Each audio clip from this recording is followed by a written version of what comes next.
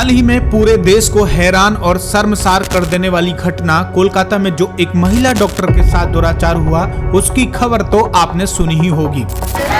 हम लोग का जो मुद्दा है, आप जल्द से जल्द जो इन्वेस्टिगेशन है वो करके We want justice for humanity। ये एक औरत के साथ हुआ है, एक डॉक्टर के साथ हुआ है। परंतु उससे भी ज्यादा शर्मसार कर देने वाली घटना सामने आई है और वो है इस घटना के सबूतों को मिटाने की कोशिश। जी हाँ, सही सुना आपने, परंतु डॉक्टर को न्याय दिलाने की जगह उल्टा ही सबूतों को क्यों मिटाया जा रहा है, आइए जानेंगे पूरी घटना इस वीडियो में।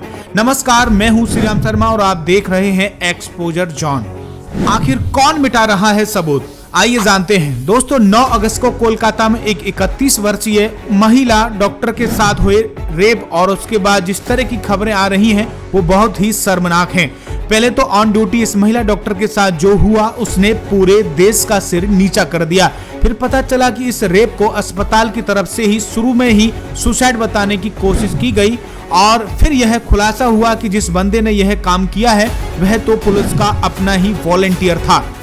फिर किसी का बयान आता है कि लड़की इतनी रात में अकेले क्या कर रही थी। फिर वारदात वाली जगह के आसपास कुछ कंस्ट्रक्शन करने के नाम पर तोड़फोड़ करके सबूत मिटाने की कोशिश की गई और 14 अगस्त की रात जो हुआ उसने तो सारी बेशर्मी की हद ही पार कर दी। जब सैकड़ों की भीड़ रात में हॉस्पिटल पर धावा बोलती है और जिस जगह पर लोग प्रदर्शन कर रहे थे उसी मंच को तोड़ दिया जाता है और प्रदर्शन कर रहे डॉक्टर्स के साथ मारपीट की जाती है।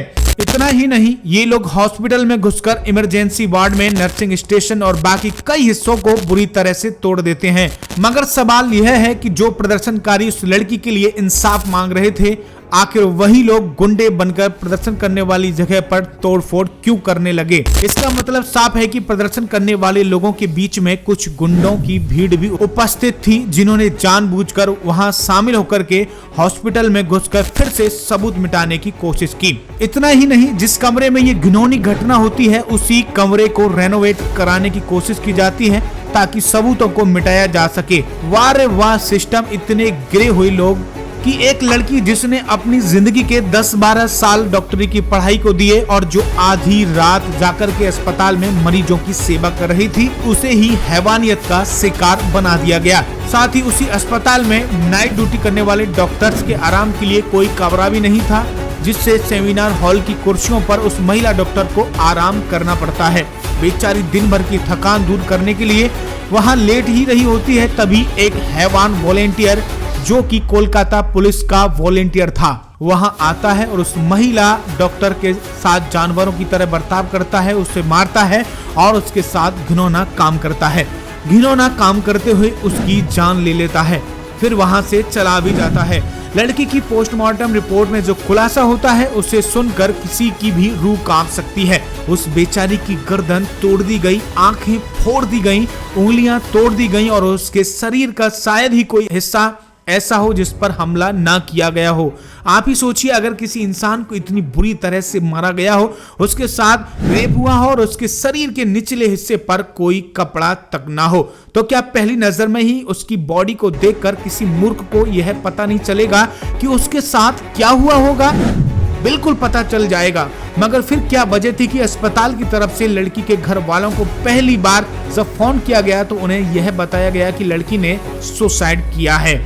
अब ये सुनकर किसको गुस्सा नहीं आएगा? एक महिला को इतना बेरहमी से मारा गया, वजह से आंखों से खून निकल गया, दबाकर मारा गया, उसकी इज्जत लूटी गई, उसकी आंखें फोड़ दी गई और अस्पताल वालों को यह तक न दिखाई दे कि उसके साथ क्या हुआ है।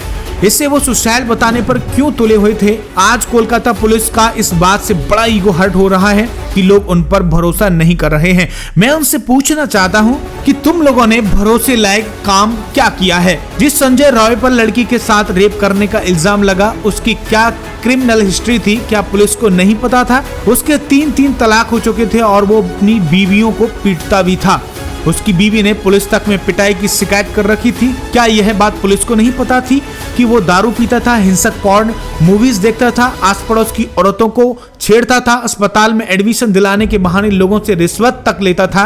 मतलब जो आदमी जेल में होना चाहिए उसे अस्पताल की पुलिस चौकी पर बिठा रखा था और उसके बाद भी इन्हें शर्म नहीं आती। इन्हें अफसोस हो रहा है कि लोग हम पर शक क्यों कर रहे हैं।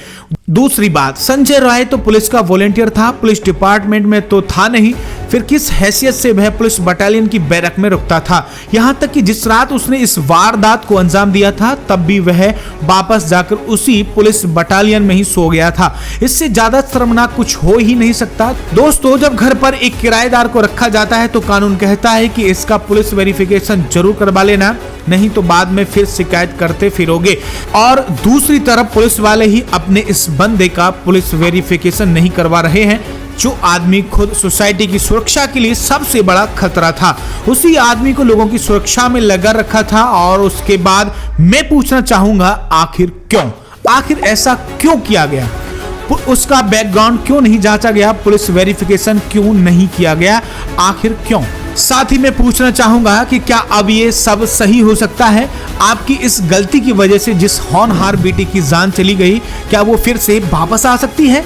या आपकी इस काली शर्मनाक करतूत से जो पूरे देश की नजरें शर्म से झुकी हैं, वो फिर से पहली जैसी हो सकती हैं? नहीं ना? तो फिर आप ही बताइए, ऐसा क्यों हुआ? क्या गलती थी उस बेटी की जिसके साथ ऐसा हुआ है? क्या इस समाज में बेटी होना ही अपराध है? क्या बेटियों का होना या उन्हें जीने का कोई हक नहीं? दुखी मन और मन में गूंज रहे इन्हीं सवालों के साथ जल्दी मिलूंगा आपसे। वीडियो अच्छी लगे तो शेयर जरूर करना।